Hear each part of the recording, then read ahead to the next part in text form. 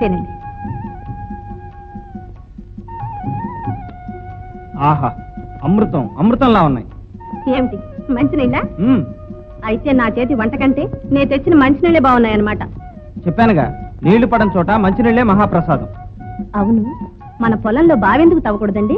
సర్లే బావే, ఇక్కడ నీళ్లు పడితే నేను బంగారం పండించను. అందుకే ప్రయత్నం చేద్దాం. ఇదిగో, బొగ్గులోంచి అయినా వజ్రం వస్తుందేమో, కానీ ఈ నేలలోంచి గవముక్కు కూడా రాదు. అది కాదండి, తవ్వి చూస్తే.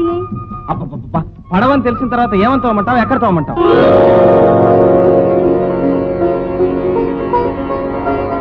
అక్కడ.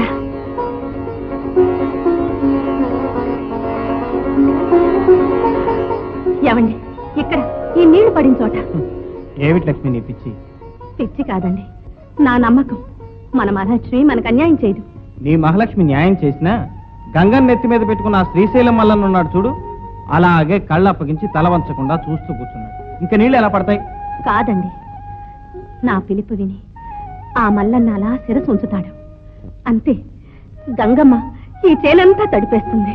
సర్లే, అప్పుడే తవ్వినట్టు నీళ్లు పడ్డట్టు పంటలు పండినట్టు కళ్ళకంటున్నావే. కల కాదండి, నిజం. మన పొలం పచ్చగా సింగారించుకుని కలకళ్ళాడపోతే అప్పుడు చూడండి. ఏమండి, నా మాట వినండి, బావి తవ్వుదామండి. సరే, అయితే మంచి రోజు చూడు, నీతి కలో నాది కలో అది తేలిపోతుంది. మీరెంత మంచివారండి. చూడన్నా వీడు ముక్కయటానికి కన్సెప్ట్ చేస్తున్నాడా?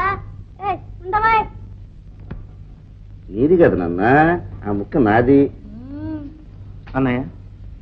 ఏదో తమ్ముడు? ఏం లేదన్నయ్య, మన పొలంలో బావి తవ్వాలనుకుంటున్నాను. నువ్వు మంచిదే, కానీ నీళ్లు లేని బావి ఏం చేసుకుంటావురా? లేదన్నయ్య, మనం అంతా కలిసి ప్రయత్నం చేస్తే నీళ్లు తప్పకుండా పడతాయి. లక్ష్మి కూడా ఎంతో నమ్మకంగా చెబుతోంది. అప్పుడు ఈ వర్షం మీద ఆధారపడకుండా మన పొలంలో బంగారం పండించుకోవచ్చు అన్నయ్య. నిజమే, నీళ్లు పడితే సాగు చేస్తే ధనరాశులు పంచుకోవచ్చు. కానీ ఒంటికి ఎంత శ్రమో ఆలోచించు తమ్ముడు. సంవత్సరం అంతా కష్టపడాలి, రెక్కలు ముక్కలు చేసుకోవాలి. చూడు, పెళ్ళాం మాటలు వినేటువంటి పాడు పనులు చేయకున్నాయన. ఏం లేదురా, వీడు మన పొలంలో నీళ్లు పుట్టిస్తాడట, మనమంతా సాయం చేయాలట.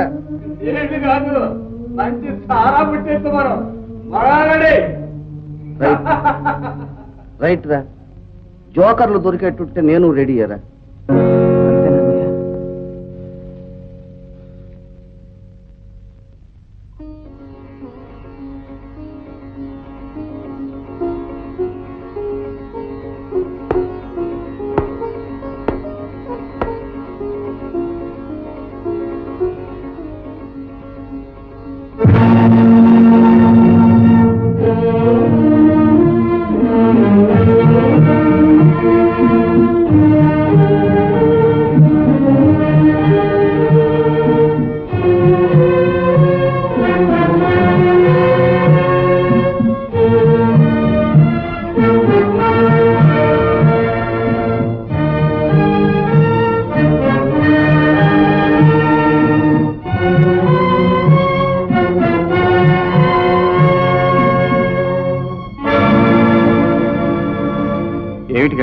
ఎందుకు బాబు ఈ శ్రమ? ఎంతతోనే నీళ్లు పడవు, డబ్బు దండగా. పదండి పదండి.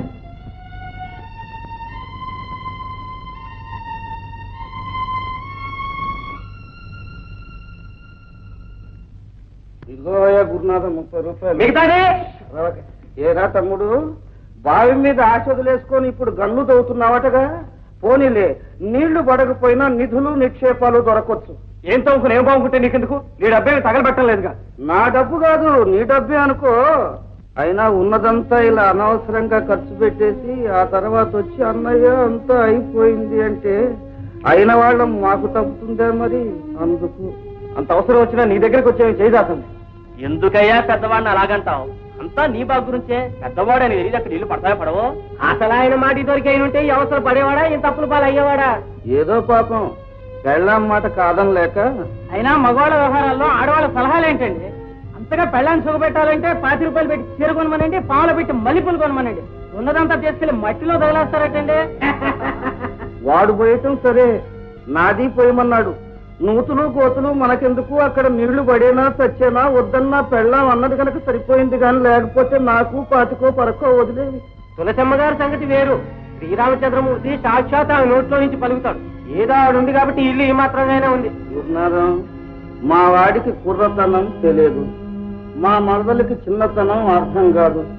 సరే, మా నాన్నకు పెద్దతనం బుద్ధి లేదు అంతే. అన్నయ్య, అప్రయోజకుడికి ఆగ్రహం ఎక్కువట. వెళ్ళిరా తమ్ముడు, మళ్ళా పెళ్ళేమంటుంది. గురునాథం, మీరు కూడా వెళ్ళిరండి. రండి. నీళ్లు పడవు పడవు అని నెత్తి నోరు కొట్టుకున్నాను. నా లక్ష్మి చెప్పింది, నా మాట వినండి అని ప్రాణం తీశాను. ఏంటి నీ లక్ష్మి? ఎక్కడుంది నీ లక్ష్మి? ఇప్పుడు ఏమైందండి? ఏమైందా? అలా బయటికి వెళ్ళి విను. వెళ్ళా మాట విని. కాని పని ఏం చేయలేదు. కాని పని కాదు ఇది. దాచుకున్నదంతా తీసుకెళ్లి ఆ గోతులో పోశాను. అందినంత వరకు అప్పులు చేశాను. నన్ను తాకట్టు పెట్టుకున్నాను, నాన్న తాకట్టు పెట్టాను. నేనొక్కతిని మిగిలిన్నానన్నా మీ బాధ. లక్ష్మి, మీరెంత బాధపడుతున్నారో నాకు తెలుసు. నా మాట విని మీరేం పోగొట్టుకున్నారో నాకు తెలుసు. నా మీద అంత ప్రేమ నమ్మకం కూడా ఉందని నాకు తెలుసు. ఉంది కదా, ఆ నమ్మకంతో మరొక్క వరం ఇవ్వండి. ఏంటిది? రేపే ఆఖరి రోజు. రేపు ఒక్కరోజు నా కోసం కష్టపడండి. నీళ్లు పడిందా సరే సరే, లేకపోతే దాన్ని మీ లక్ష్మి సమాధిగా మార్చే. చెప్పండి, చేస్తారు కదా? వద్దు లక్ష్మి, అంత మాట అనకు. నీ భక్తి మీద నీకు నమ్మకం ఉంది, కానీ ఈనాడు నీ నమ్మకం మీద నాకు భక్తి కుదిరింది లక్ష్మి.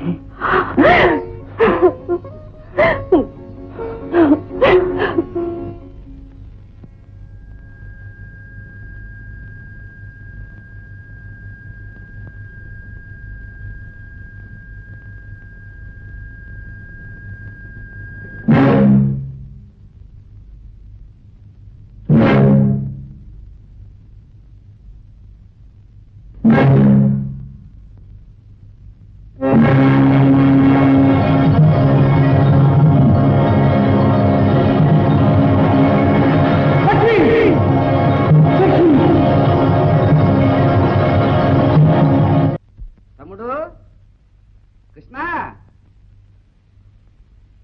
ఏమిటన్నయ్య? ఏమే అడగమంటావా? అదేమైనా చెప్పడందే అడగరాందే? అడగండి. ఏం లేదు, పెద్దవాడిని. నేను అడిగితే నువ్వు కాదనవు, కాదనలేవు, కాదనవు కూడా. నీ మనసు జోకర్ లాంటిది కదరా. అసలు ఇంతకీ ఏమిటన్నయ్య నువ్వు అనేది? నీళ్లు, మంచినీళ్ళు, మన బావిలో నీళ్లు, అంతే కదే? అంతే. ఓహో, వాటా అడగటానికి వచ్చారా? అందుకన్నమాట ఈ ప్రేమాభిమానాలు. ఇక నేనే ఇచ్చేసినట్టే. నేను ఒక ఆట వేసుకొస్తా. అన్నయ్య, ఆనాడు ఈ అభిమానం ఏమైంది? మీ అందరినీ సహాయం చేయమని బతిమాలానే. మీరు చేసిన అవమానం మర్చిపోయారా? అప్పుడు పడవనుకున్నా, ఇప్పుడు పడ్డాయి. అది మా తప్ప? ఇది మీ తప్పు కాదు. మిమ్మల్ని పురుగొలిపి వెనక నుంచి పంపించారే వాళ్ళది.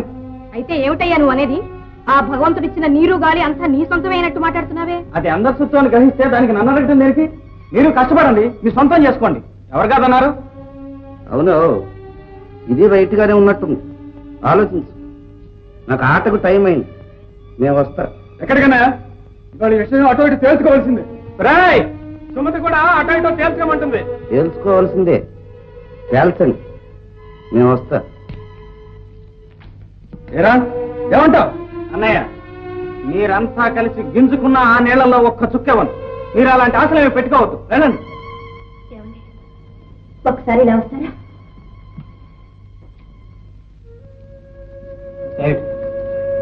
ఏమిటండి మీ వాదం? అడుగుతున్నది ఎవరైనా పరాయి వాళ్ళ, అనుభవించాలనుకున్నది కాని వాళ్ళ?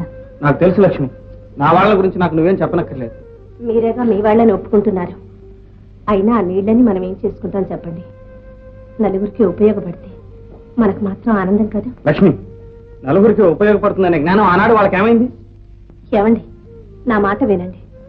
మనం లేకపోయినా మన మాట మిగులుతుంది. అడిగినా ఇవ్వలేదని అపఖ్యాతి కంటే అభిమానాన్ని చంపుకొని అడగకుండానే ఇచ్చుంటే ఎంతో బాగుండేది.